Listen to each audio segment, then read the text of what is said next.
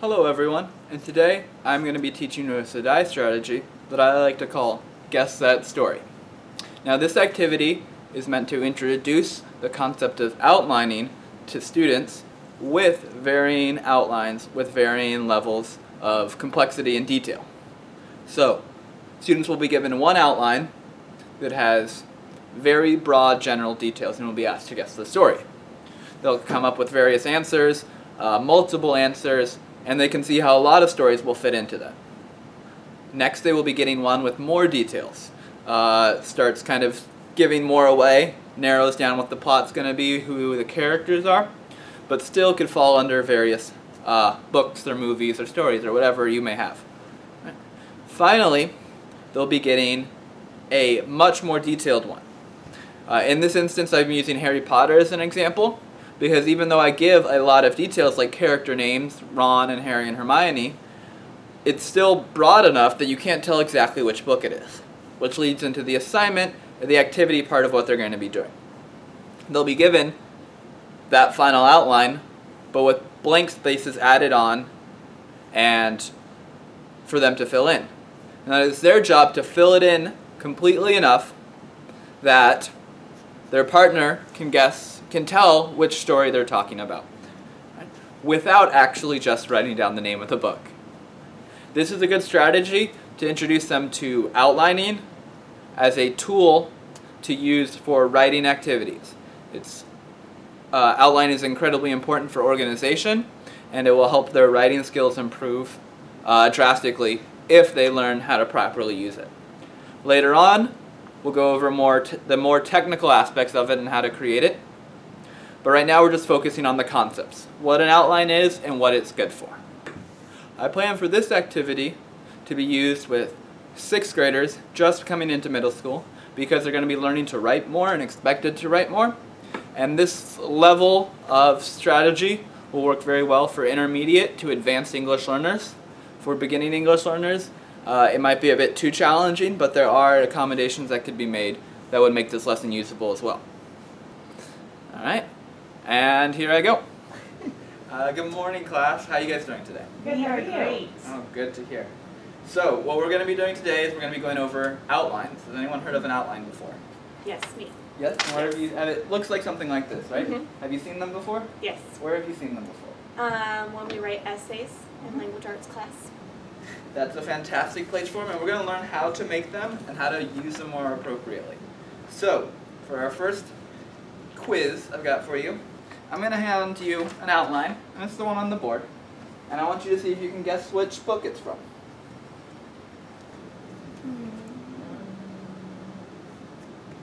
So on this outline, we've got it broken up into 3 points. Characters, plot, and settings. Each of those broken up into many more points. It seems like that would be something that would explain what you're doing, right? Mm-hmm. Should be obvious, but what's missing? The details about who are the characters, their names. Yeah, the details. And Anastasia? When it takes place. When it takes place.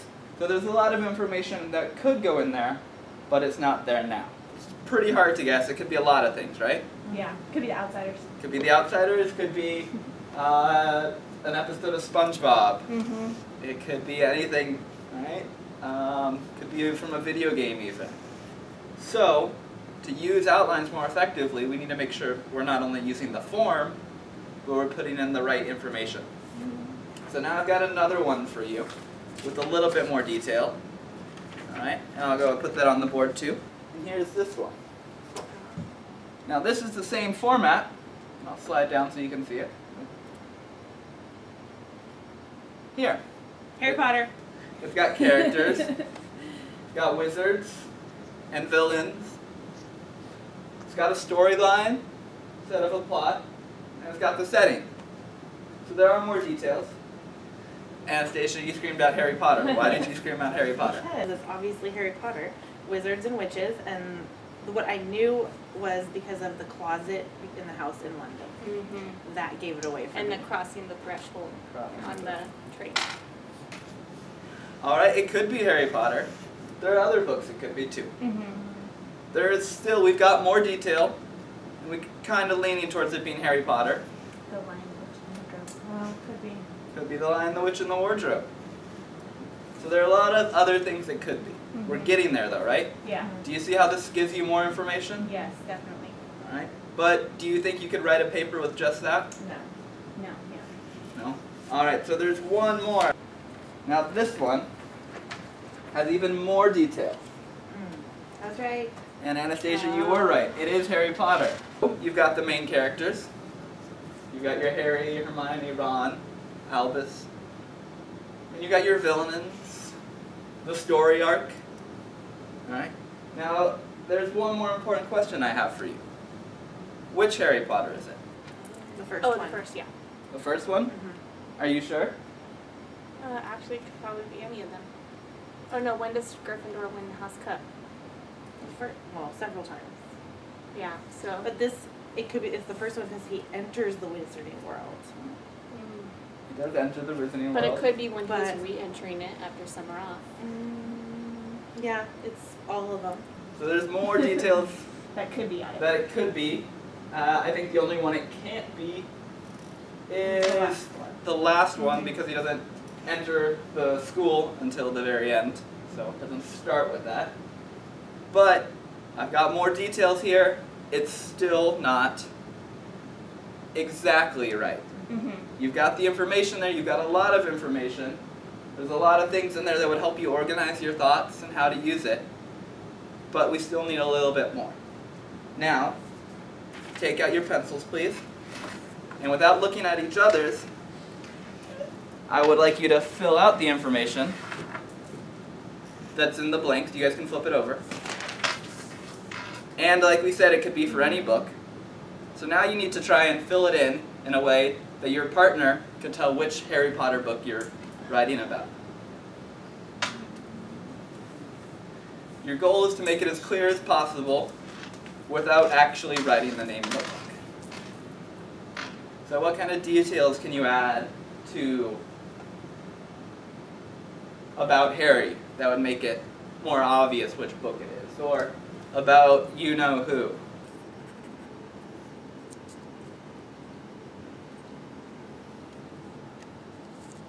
Extra details will make it more specific and prepare you to better write and create an outline and a possible essay or story. Can you guess what mine is?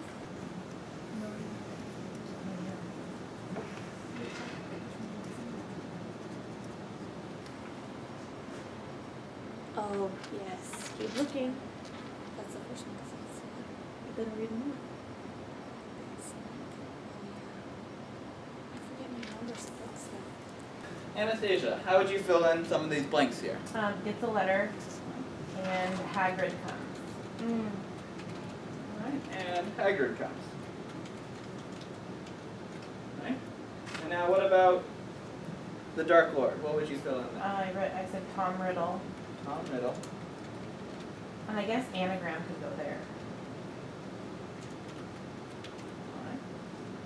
Alright. And how about the Dark Lord reappears in some way? Turban and Quirrell. Thanks for helping me remember his name. Sure. Alright. Now Harry defeats he who must not be named, and what did you fill in there? With a big snake. And then under the castle, Under the castle. or under Hogwarts. Okay. So, let's see if we can figure out which book it is. So some of the things that give it away. Talk about turbans and Quirrell, which were the bad guy, and snakes. the Sorcerer's Stone. Hagrid comes and delivers a letter. That would also be Sorcerer's Stone. Now why did you include Tom Riddle and anagram here? And snake. Alright. I'm switching it up. So what do we need to change then? Isn't that like, we need to change about Harry? Alright, what do we know about Harry in the second Well, one? because I can't remember, they all blend together. Alright, what language do we know Harry speaks in the second one? Oh yeah, Parcel Oh, Tongue. yeah. Alright, so Harry is a Parselknot. And what else do we know about? Second year. Yeah. And separate it's his second- second but year. then that's giving Oh, that's it giving away. away too much, yeah. It's all right. We're still explaining and we're getting the Yeah. information out there. So, can you see how this is a more detailed outline Yes, Definitely. and it makes way more sense. Mm-hmm. and how this would help you out when you needed to write an essay? Yes. What other subjects could you use an outline if you weren't asked to write about Harry Potter? Social studies. Mm-hmm. History, yes. Science. How would you break up history, Laura?